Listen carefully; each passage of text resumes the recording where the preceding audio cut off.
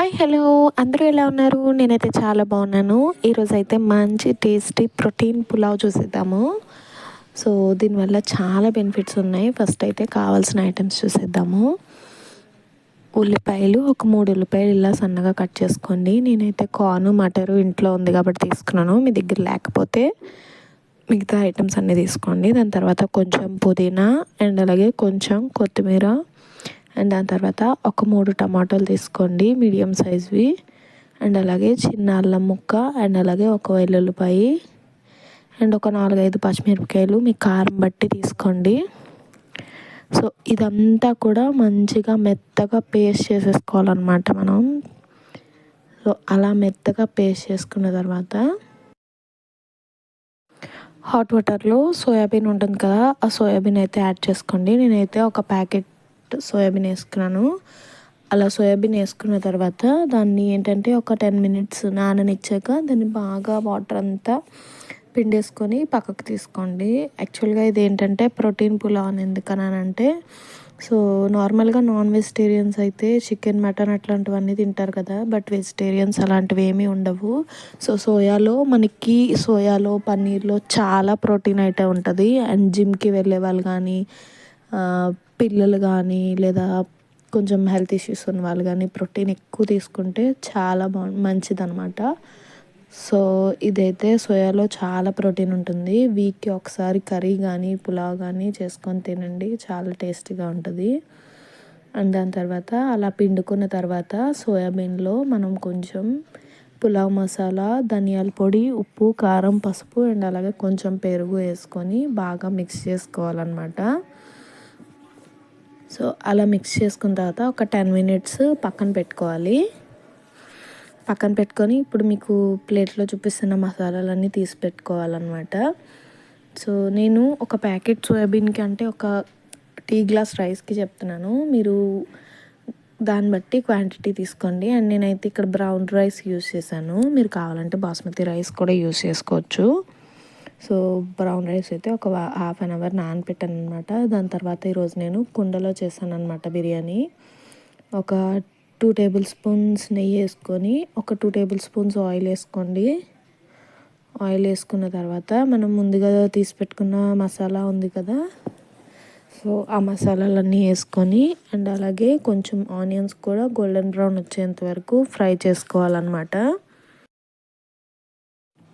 అలా onions golden brown వచ్చేంత వరకు ఫ్రై చేసుకున్న తర్వాత దాంట్లోని మనం ఆల్రెడీ ముందు మిక్సీ చేసుకున్న పేస్ట్ ఉంది కదా, అదైతే యాడ్ చేసుకొని పచ్చివాసన పోయేంత వరకు ఫ్రై చేసుకోవాలి. ఎందుకంటే మనం అల్లం వెల్లుల్లిపాయ అన్నీ పచ్చివే వేసాం కాబట్టి, సో పచ్చివాసన పోయేంత వరకు బాగా ఫ్రై చేసుకోవాలన్నమాట.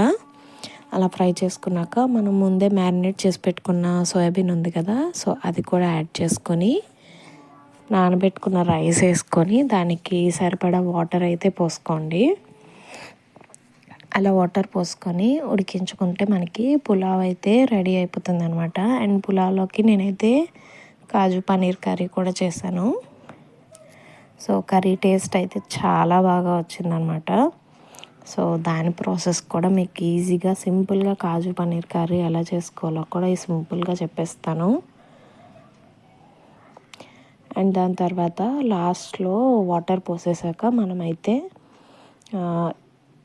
ఈ స్వీట్ కార్న్ అవి కూడా వేసి మూత పెట్టుకొని ఉడికించేసుకోవాలి. మన పులావ్ అయితే రెడీ అయిపోతుంది.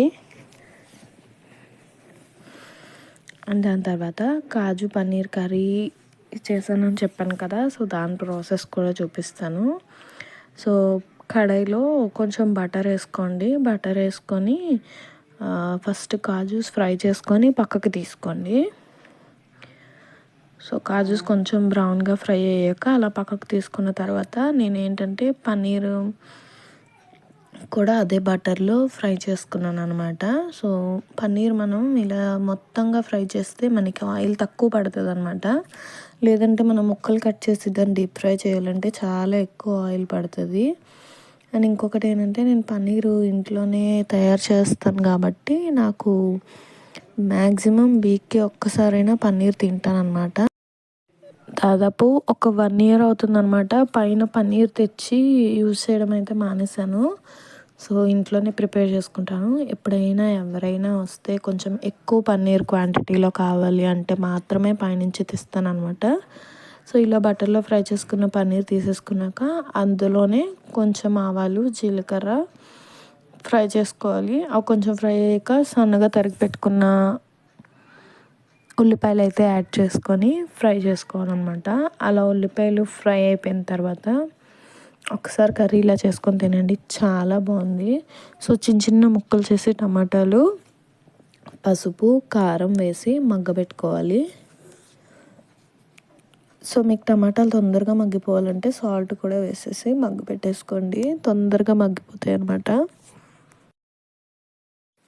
అలా మూత పెట్టి మగ్గబెట్టుకొని తీసిన తర్వాత మనం ఆల్రెడీ ఫ్రై చేసుకున్న పన్నీర్ ఉంది కదా, దాని అయితే చిన్న చిన్న క్యూబ్స్గా కట్ చేసుకోవాలి. అలా కట్ చేసుకున్న పన్నీరు, కాజు యాడ్ చేసుకొని కొంచెం వాటర్ పోసుకొని వాటర్ ఇంకేంత వరకు ఉడకబెట్టుకొని లాస్ట్లో కొత్తిమీర వేసుకోవాలి. అంతేనండి, మనం కాజు పన్నీర్ కర్రీ అయితే రెడీ అయిపోతుంది. మీరు ఒకసారి ఇలా ట్రై చేసుకొని ఎలా ఉందో కామెంట్ సెక్షన్లో కామెంట్ చేయండి. అంతేనండి ఈ వీడియో. సో నా వీడియోస్ కనుక మీకు నచ్చితే ప్లీజ్ నా ఛానల్ని సబ్స్క్రైబ్ చేసుకోండి అండ్ అలాగే లైక్ చేయండి, షేర్ చేయండి, కామెంట్ చేయండి. Thank you for watching.